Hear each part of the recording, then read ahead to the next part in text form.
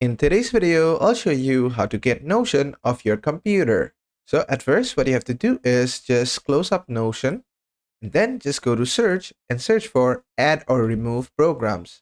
From the best matches, you'll find add or remove. Just open this up. You can expand this.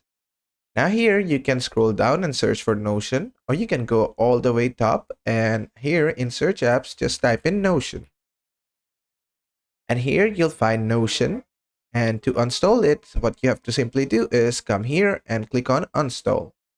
It's going to confirm you again this app and its related info will be installed. If you're sure, just click on Install.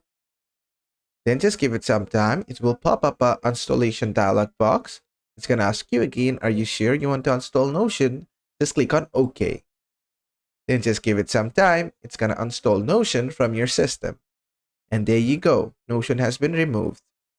And basically, that is how to get Notion off your Windows computer. I hope this video was helpful. If it was, please give it a thumbs up and don't forget to subscribe.